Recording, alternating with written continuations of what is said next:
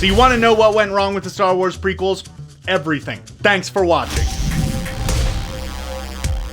Okay, in all seriousness, we all know that the prequel trilogy isn't exactly good. I feel like very few people would argue at that point. And with The Last Jedi just right around the corner, I felt like it was probably a good time to actually sit down and talk about it. And instead of spending the next few minutes tearing into these films like a pack of starving wolves who subsist exclusively off of flaming garbage, I figured why not actually look at the big problems with these films and try to see if we can come up with some solutions that they could have done to make them better. So here is what went wrong with the Star Wars prequels. And if you enjoy this video, be sure to subscribe and click the bell icon to be notified when we upload new content.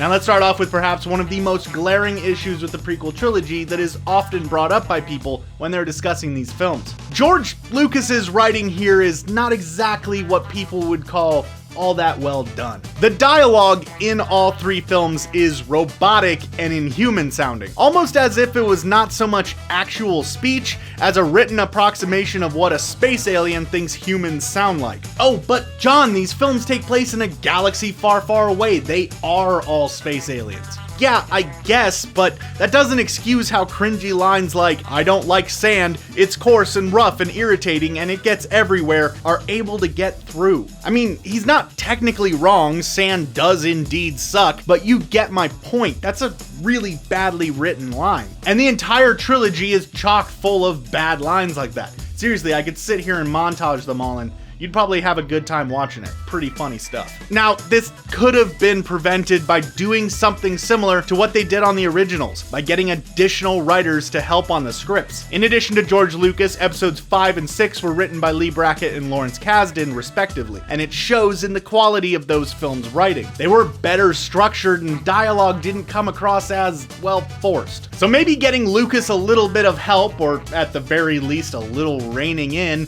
would have helped him in the long run.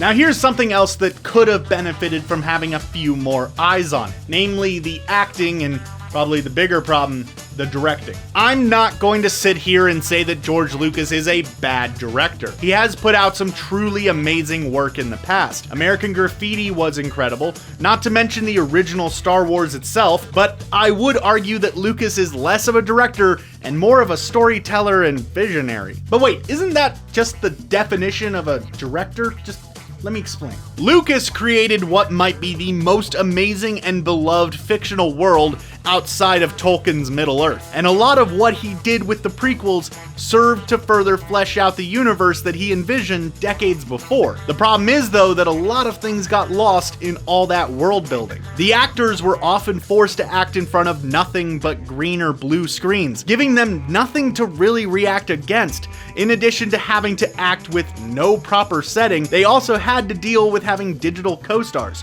which means even more acting against nothing. This is largely why I often don't blame the actors for their performances in these films. Even the best actors would have a hard time with that, and Lucas didn't seem to be helping any. Now, there are a few things that could have been done to help out a bit here. First and foremost, pulling back a bit on the CGI stuff and doing some stuff practically probably would have helped. It also might have been good to, yet again, draw some inspiration from the original trilogy that, like the writing side of things, employed different directors throughout the trilogy to get a fresh pair of eyes on things, a different style and feel. Perhaps having someone else could have made things easier on the actors, allowing them to deliver performances that were better than what we got. And in that case, Lucas could have stepped back into a more producer role, allowing him to still build the universe the way that he envisioned, while letting the production side flourish under someone else. Of course, a different director probably wouldn't have helped with Hayden Christensen's performance, but maybe, just a little bit, maybe, probably not. With the prequel trilogy, Lucas and company had quite a lot on their plate. Not only did these films have to tell a story that we had all heard bits and pieces of, but they also had to establish well-known characters, introduce all new ones, and continue to expand the universe. No small task. And while 3 films may seem like a lot of time to be able to do that, I don't think it was enough. These films were absolutely crammed full of diverging plot lines and side adventures, with the exception of The Phantom Menace, which more or less stuck on one path. Score 1 for The Phantom Menace, I guess? Ooh. Oh, that hurt to say out loud.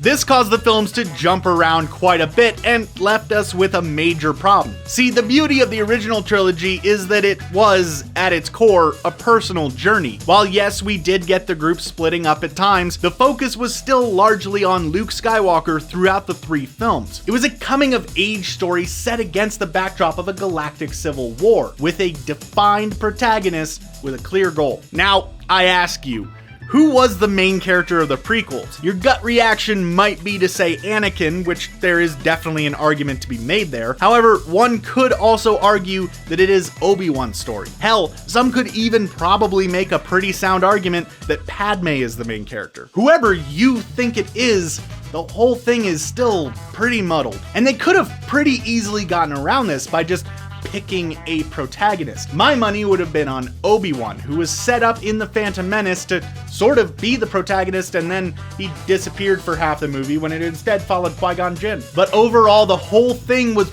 weighed down by what the trilogy was supposed to accomplish, and in the end, didn't really do much of any of it all that effectively. Which brings us to perhaps the biggest problem with the prequel trilogy.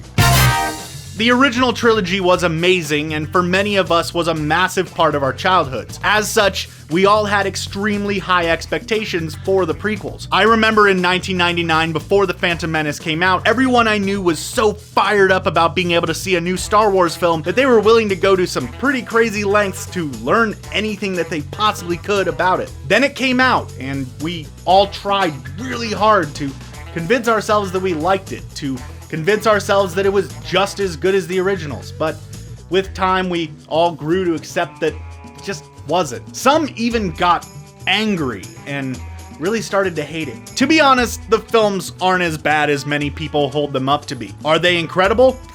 No. Are they the worst things ever? Hardly. However, they suffer from something that every film that continues a beloved franchise has to face at some point, and that is being compared to the originals. And even if George Lucas was able to write a coherent script or direct his way out of a paper bag, he'd still be fighting an uphill battle with these films. Even if all the other things I talked about earlier had gone right, we still would probably be here, talking about these films in a negative way. Look at The Force Awakens. There are people who harbor almost as much, if not more, hate for that film than the prequels. And that's a movie that is arguably better made than any of the prequels. Yet it gets compared to the originals, and if it doesn't stack up with them in nearly every way, someone's gonna call it bad. And yeah, I know that a lot of people argue that the problem with The Force Awakens is its, well, let's say similarities to A New Hope. But rest assured that I'll probably be getting to that film in the not too distant future. Point is, there were a lot of expectations on these films, and there was basically no way that they were going to be able to live up to them. And sadly, there isn't really any solution for this. But maybe that's why people who grew up with the prequels are able to love them so much easier than those of us who had the originals when we were kids. Either that or it's nostalgia, which actually, now that I think about it, might be why we love the originals so much. Huh. What did you think went wrong with the prequel films? Was there anything that we missed?